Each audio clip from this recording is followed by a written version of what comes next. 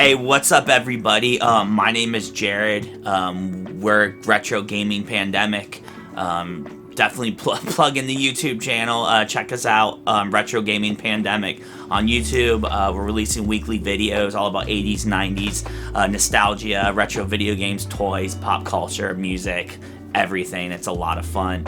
And yeah, so something you guys might not know about me is I am a hip-hop producer. And at one point a rapper as well, so that's pretty cool. And I have a Michael Jordan tattoo. Hey, I'm Eric. I'm Cup of Nintendo on Instagram, the second half of Retro Gaming Pandemic. One thing about me that you might have not known, I got married last year and just finished celebrating my 1-year wedding anniversary last week.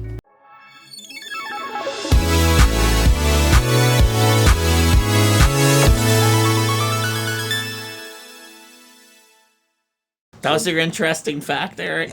Dude, I'm married. We're boring.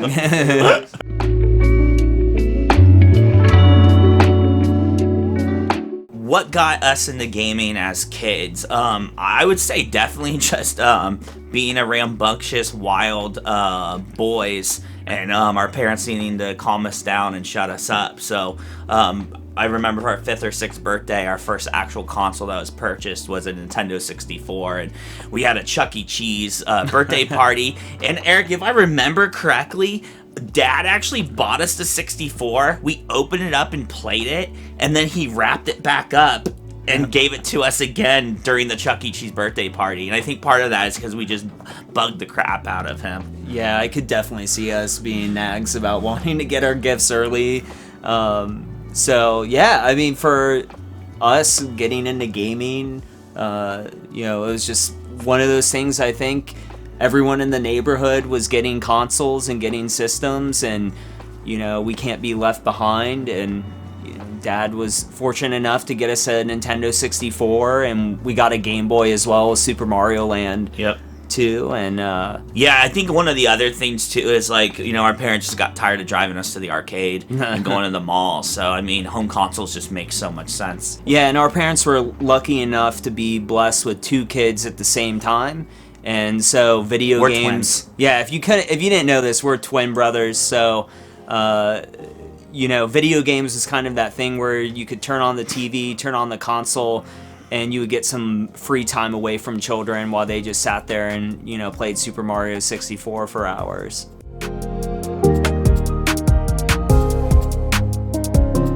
What games did we play together as kids? I mean, like I said, we were super into 64 at the time. The first game we really played together was Mario 64. Yeah. He hogged the crap out of that game. He never let me play. It was really frustrating. So me being bigger than him, I had to eventually just keep beating him up and taking the controller. So yeah, that was the first time I realized I was stronger than Eric. But we played a lot of Mario 64. Turok was a really big shooter for us. Yeah. We played that with our dad too a lot. I was gonna say we were too afraid to play Turok, and so my dad used to play. We used to make like a little blanket for it and watch them and turn the lights off in the basement. But that game scared the crap out of us, and we didn't want to pick up the joysticks at all. So Dad took over for that one. But I also remember too when we got our PlayStation 1 Star Ocean: The Second Story. My brother and I played the crap out of that game. Our neighbor at the time had it and recommended it to us, and it was really one of the first RPGs or even JRPGs I think you and I played. It's one of the only ones I've really ever played in my life. I'm so ADD and my attention span is nothing. Like, even doing this interview, I'm just like looking around like, it's cat, And I'll be honest with you, that game, Star Ocean: The Second Story, I still have our original copy. It's been a favorite of mine. I actually show my copy off in the game room tour that we did with Retro Wolf as well. That not the one from our childhood. I'm not giving that one up. That is mine.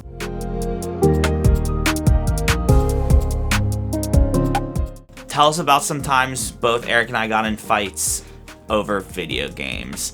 like I said, right off the bat, Eric just hogging all the system all day because he was way more obsessive and addicted to video games than I ever was. So he would just have so much screen time, and I would get so pissed off because I wanted to play and he would never share. So right off the bat, that got into fights. But what any specific like games where we were competitive in that you could think of right off the bat? Well, I was gonna say, piggybacking off what you just said, though. You know, one thing when you're a brother and you have to share one family console, the trick is wake up early. I used to wake up before my parents were up. Jared would be dead asleep. I mean, this dude would sleep until like noon. And I would wake up at 5 a.m., head down to the basement, hit the N64, and play Super Mario before anyone got there. And by the time Jared got up, it's like I already been playing for 4 hours. But by that point, it's like I already kind of claimed the console as my own. Any specific moments, man? To me, the biggest thing was just getting console time. You know, sharing that. Halo was always a game on the Xbox where multiplayer, man. I definitely said some things that, dude, if you want to see Eric get angry, put Halo 1 in front of him, snipers and scope pistols. Oh my, dude, that sets me off. We're gonna stream that, actually. We're gonna stream us playing Halo at one point because, he got really angry during Halo, especially when I'm, shooting him and destroying him with my little sniper pistol and all that. So I mean, honestly, not gaming related, Pokemon cards for sure. I mean, I remember being in California and I pulled a holographic Charizard first edition from a booster pack, which my mom ended up selling to a Goodwill store or something for like $1. Thanks, Mom. But I pulled it, and Jared threw a temper tantrum about it because he wanted one as well, and so my dad had to go. Do you guys blame me, though? Yeah. I mean, who wouldn't want a holographic Charizard as a 7-year-old kid? So, yeah, with being a twin, man, it all comes down to everything has to be equal. So. Which was very stressful for my dad's wallet. Yeah.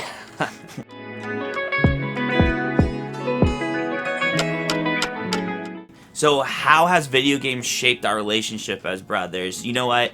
I think the awesome thing about being a twin growing up is that you always have a best friend with you. You always have a companion to play gameplay walkthroughs. I mean, if that means, playing the solo, the missions of, GoldenEye on 64, or somebody to play Smash Bros with and beat each other up. It's like you always have a buddy. You don't have to call a friend or have your mom come pick your friend up or their parents drop them over to your house. It's just like constant sleepover every single day. So that's definitely shaped our childhoods, just being gamers and just kind of sharing that bond. I would say, as adults in our relationship, 100% our love for nostalgia and retro and reliving that childhood memories kind of rekindled our friendship and brotherhood. As you get older and life happens, you kind of separate, and because we have different lives and we get into different things, and it really took the love for collecting and nostalgia and retro and games again to kind of bring us closer together, and now we're making YouTube content together, so that's awesome. I was gonna say, before the pandemic really started, Jared and I, we were pretty distant. I mean, I'd see him every holiday, and that was pretty much it, to be honest. I was pretty embarrassed by him, so I tried to distance myself. Yeah, so but the pandemic, there was nothing to do, so what better thing to do than play video games? And so that kind of brought us closer together. Jared had a time where he got more heavily into music. You were doing a lot of hip-hop shows and traveling for that. I've always kind of stayed with video games. I was always the hardcore gamer in the family. Would stay up in my room all day and no one would ever see me unless it was to get mac and cheese. That was pretty much it. Yeah, we actually in high school we checked them into rehab for video games. So Jared at the start of the pandemic kind of found video games and that passion and love for them again, and him getting back into gaming and hardcore collecting. I mean, you can see behind us in the game room tour in the previous video, Jared has gone hard. I mean, speaking of rehab, dude, we should be checking you in for rehab at this point, man. My addiction creates value over time, though. It's an investment. Yeah. So, but he got into it, and I kid you not, we've communicated every single day since then. Couple of years now, yeah. Hanging out, and now we're starting this YouTube journey together, and there's no one I would rather do it with than my twin brother, and it just, it makes it that much more special. Yeah. So thanks, man.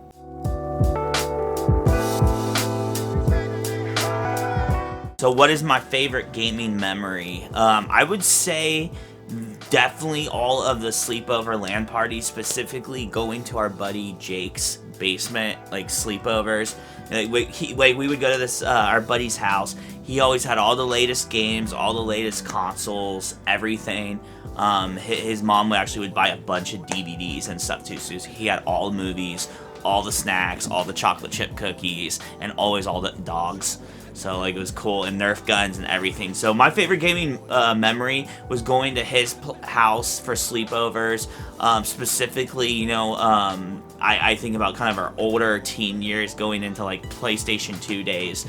We played all the Grand Theft Autos like nonstop. Yeah. Always all the Grand Theft Autos. I remember when we first beat Grand Theft Auto 3, I think we were in his basement at a sleepover, and then we would like watch South Park and then play some of the South Park games for 64 also.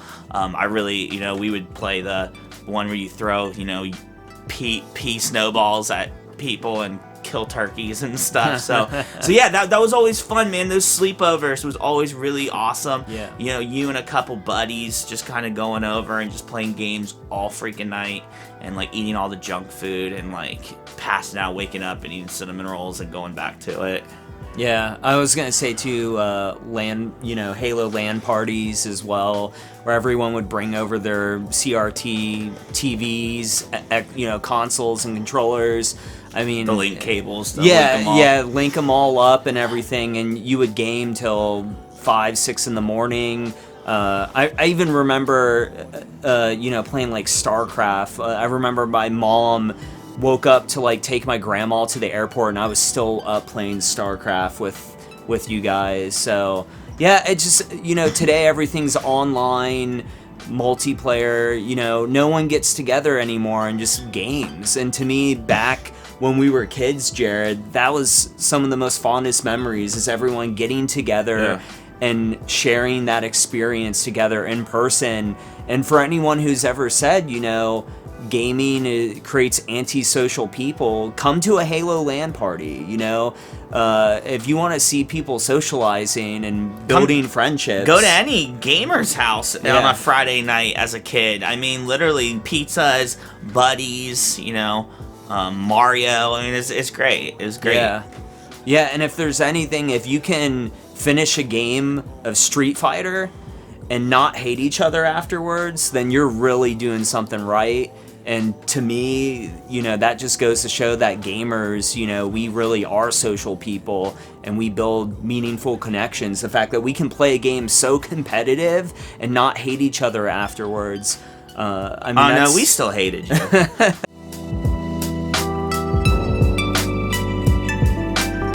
So what inspired and motivated us to start the YouTube channel RetroGamingPandemic? So where the name comes from is, this kind of resurgence of retro and love and passion for nostalgia. At the beginning of the pandemic, a lot of people, including ourselves, had some more free time. We're at home more, couldn't go out and kind of enjoy ourselves. So, we were home playing video games, kind of rekindling our passion for nostalgia. And I think a big part of it is I discovered a YouTube channel called Pixel Game Squad.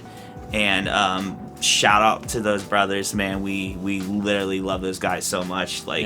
Awesome humans, awesome video content.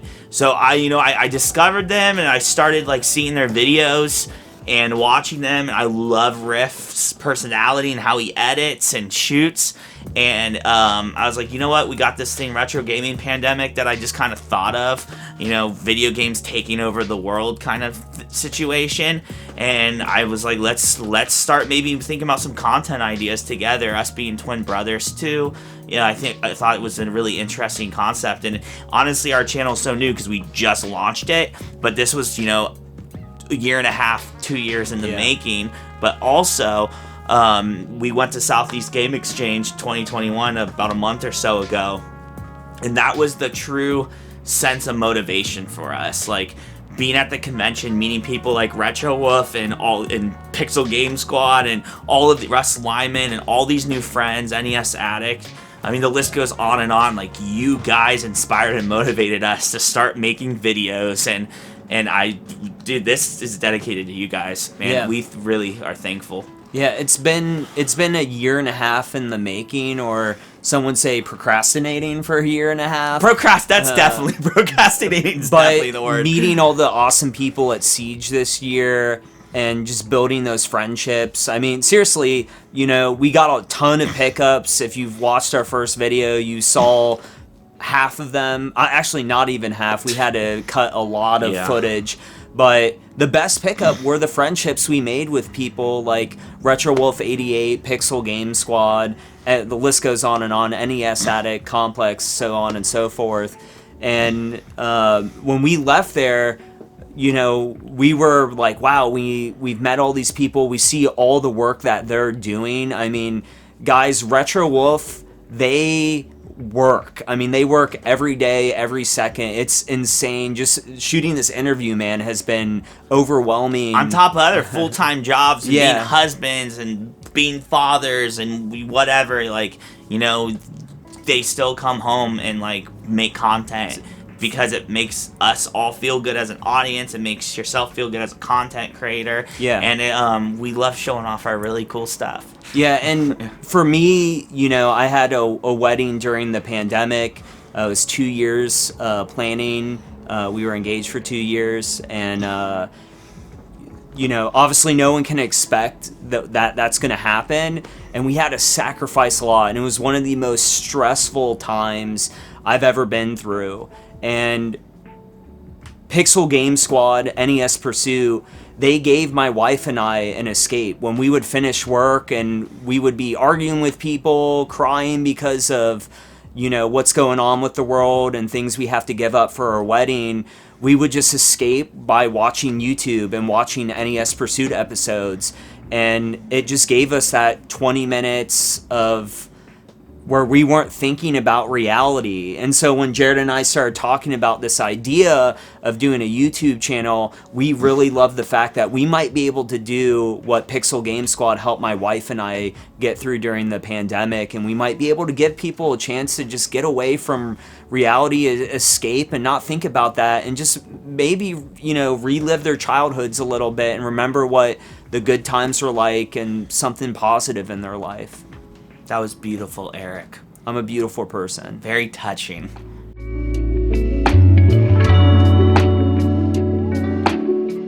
When did we start collecting and why? Well, our whole entire lives has been getting video games, because I mean, we've been buying video games for literally you know, 25 plus years.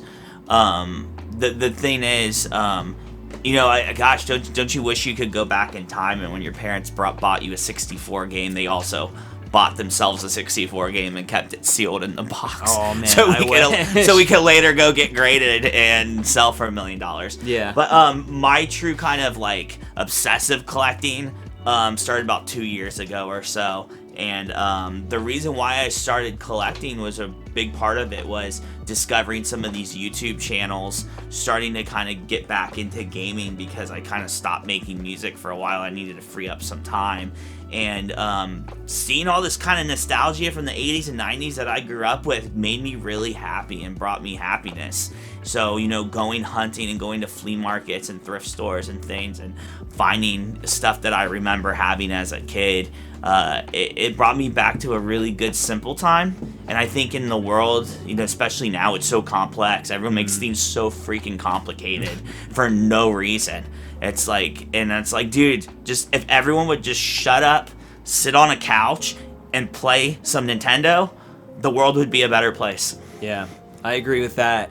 For me, I've always been collecting. It might not be video games. There was a stretch where I was collecting DVDs and then Blu-rays.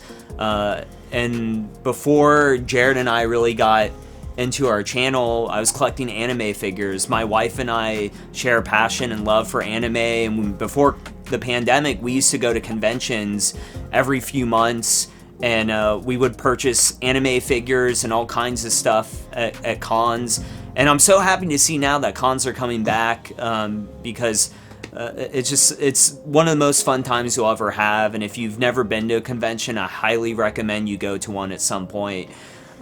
So yeah, we were collecting anime figures. I still have a pretty big anime figure collection, and I've held on to most of our video games from our childhood. Obviously, some of the big heavy hitters we didn't keep, but I held on to everything. Jared's, for no offense, Jared, but he's can be a little chaotic sometimes, and not take care of his things as well. And so I held on to I think the word's destructive. Yeah, well, yeah. Chaotic. If you wanted to go there, destructive, then I was trying to be a little polite to you. So the more older I get and the more mature I get, you start to value your material possessions, taking better care of them. He's gotten better at it, especially over the last year.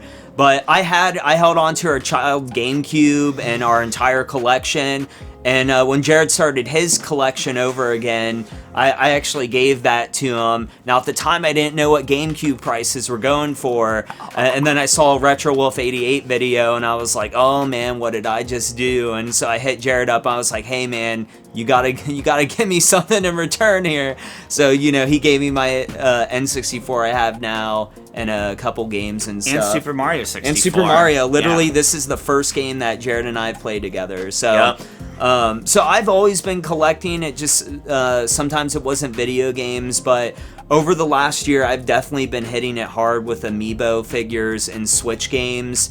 And Wolf has been helping me out and finding the titles and everything. If you haven't seen some of his Switch videos, you guys got to check those out, man. He's got some really good stuff. I'm excited to watch his video that just dropped today about GameCube games on the Switch. Yeah, so I'm going to watch that when we're done filming and buy some games. My wallet's telling me not to watch it because I've already spent enough money up until this point, but your heart is telling you do it. Oh yeah, we're gonna watch it. We're gonna watch it.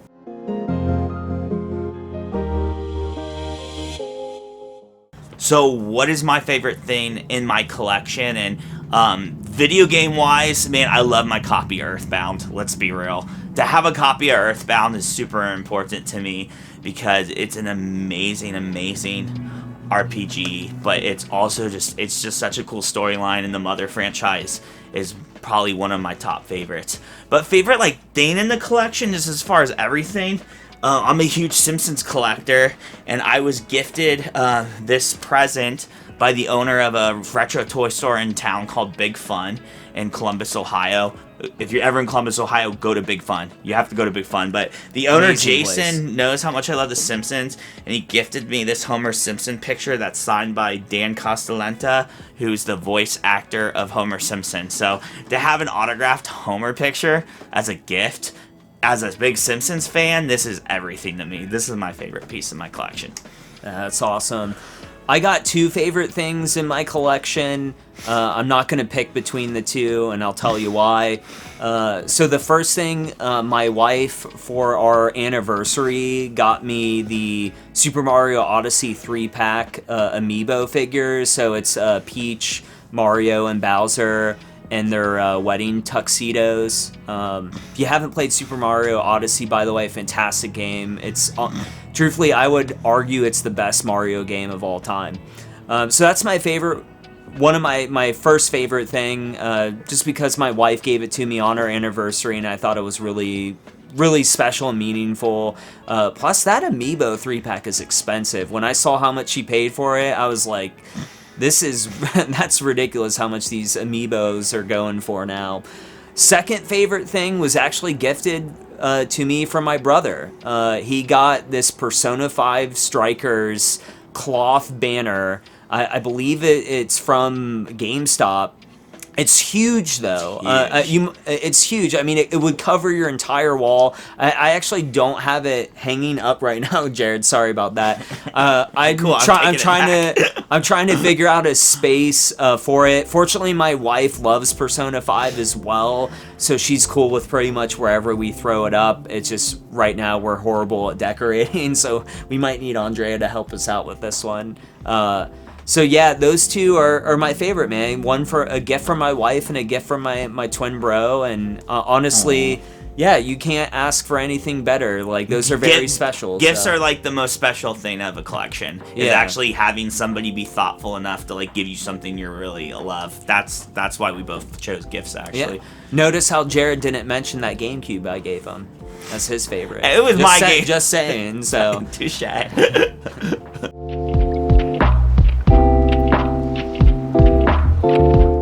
I would say my biggest goal is to spend my entire 401k savings on video games, so I have no retirement. I thought you've already done that. No, I'm totally joking. No, my biggest goal as a collector, is to honestly, like, I don't know, actually. You don't have any goals? I don't have any goals as a collector. I do want everything, but my big goal is I would love to eventually have a completed Super Nintendo collection. Just, you know, even if it's just loose carts. If I have to choose one console, that's extremely ambitious and would take a lifetime. Your wallet wishes you would choose one console. You keep buying everything. Yeah, I collect everything. Yeah, I don't know. That's a tough one. I'm passing that question to Eric. Okay, I'll take this one. Mine might be a little more cheesy, but it's to have fun. That's so cheesy. It is, but you know what? The reason why I collect is to have fun and enjoy these things. And, you know, if you follow me on Instagram at all, you know, I don't leave anything in the box. I open them up. I put them on my shelf so I can see them. I'm playing it.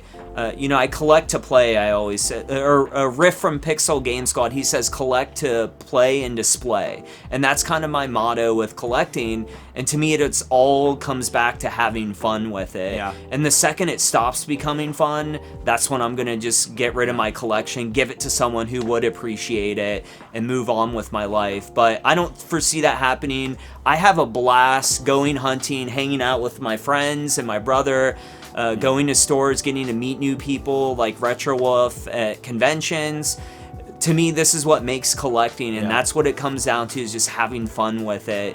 And the second you lose that, you know, at that point I just won't collect anymore. So, but I don't see that ever happening, man. So I'm changing my answer. My biggest goal as a collector is to have fun. Yeah. See? Already inspired one person. Mission accomplished. There you go.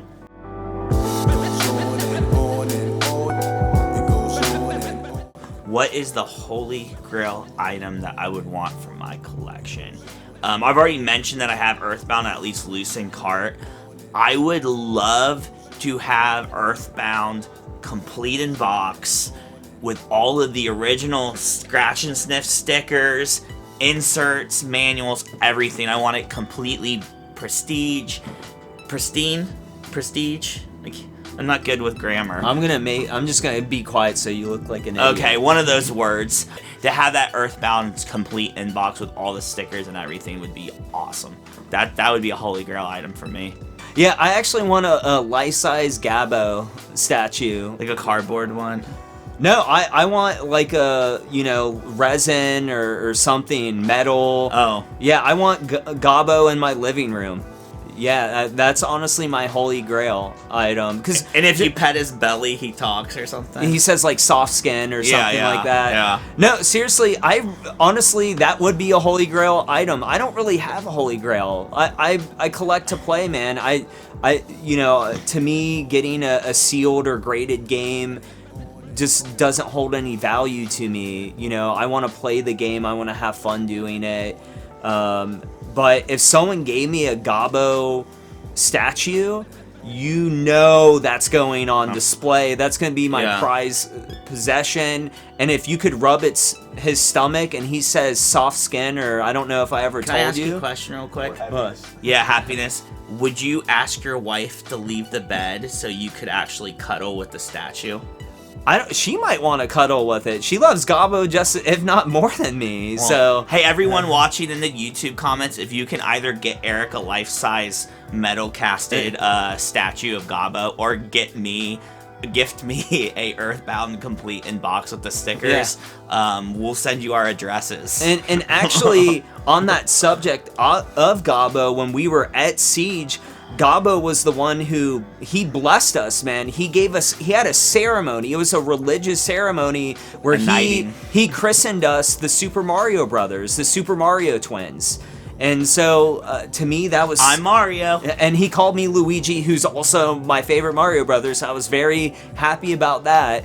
But honestly, man, that was such a cool experience, man. And it's official now. So we're the Super Mario Twins. And thank you, Gobbo, for that. So yeah, get me a statue. I'll pray to it every single day.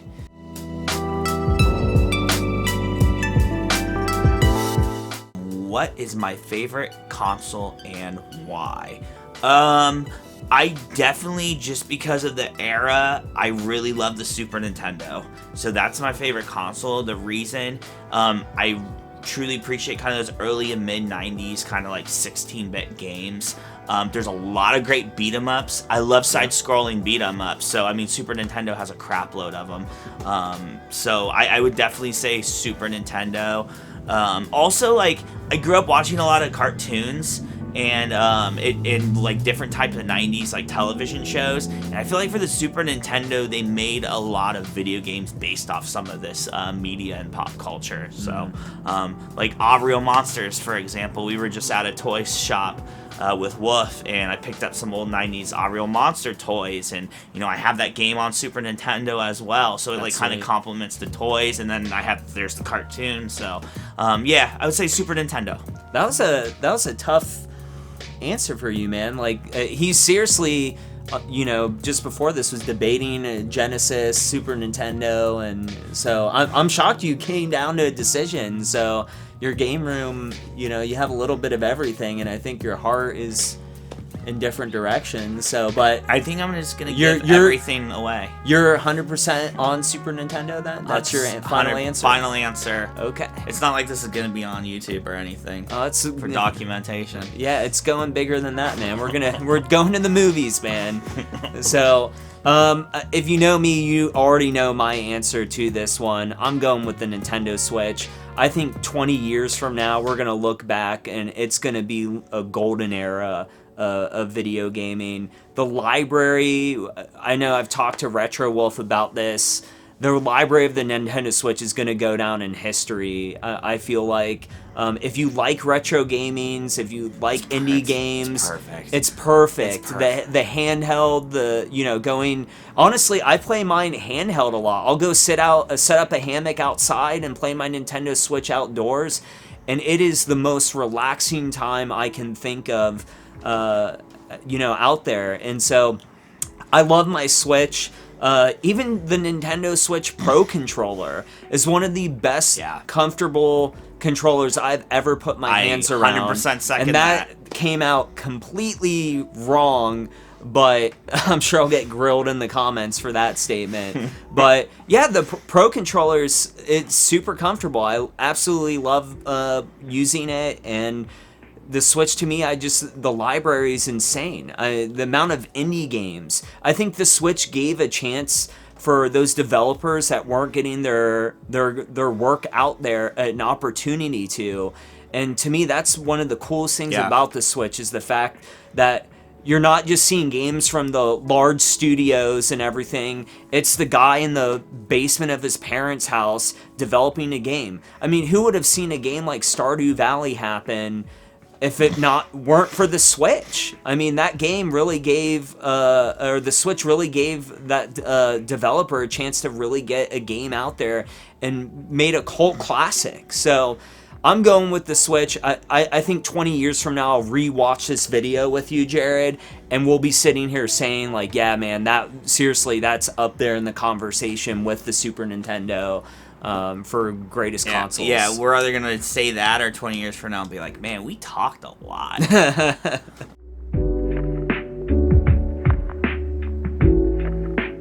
What are one or two of my favorite games of all time? Definitely extremely tough question. If you've watched any of the other videos, you definitely know I love Metal Slug. So franchise-wise, all the Metal Slugs, I can play Metal Slug at any time, at any day, and be completely entertained. And you know what? This is gonna be a little, because I love a lot of video games. This might sound, obviously, this might sound a little kind of random, but I really like the Yakuza franchise.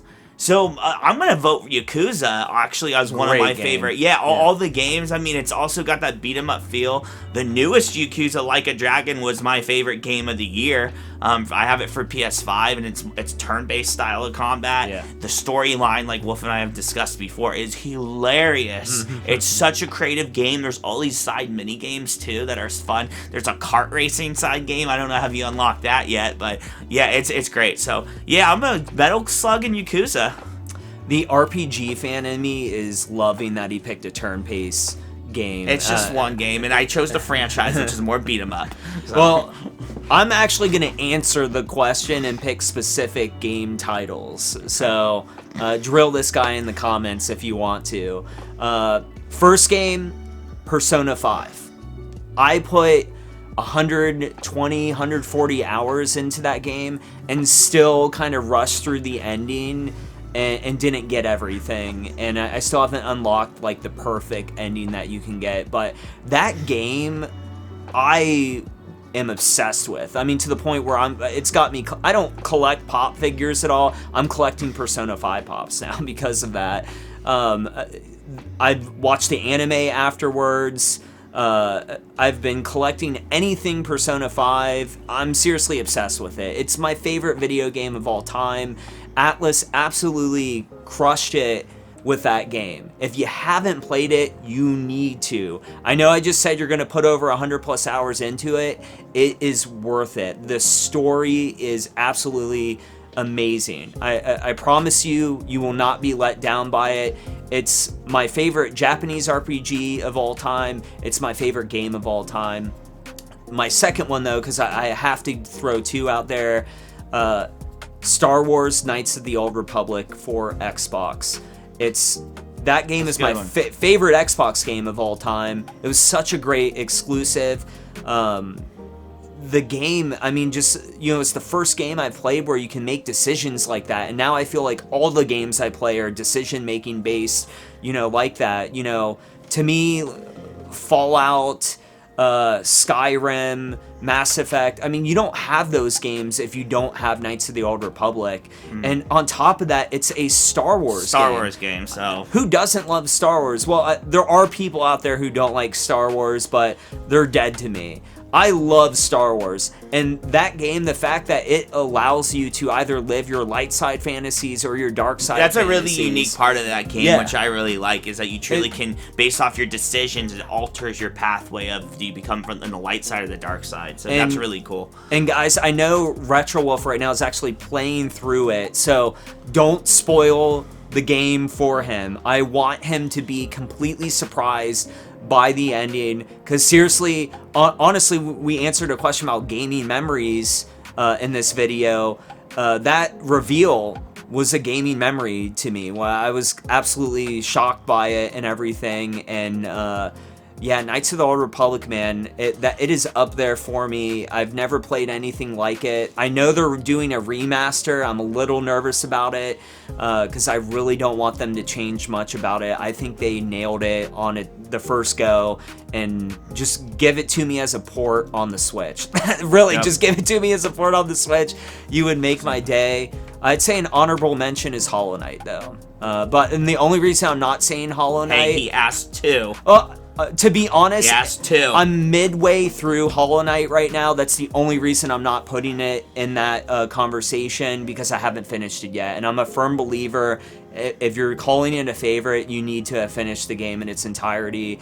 So it's an honorable mention, but right now it's KOTOR and Persona 5.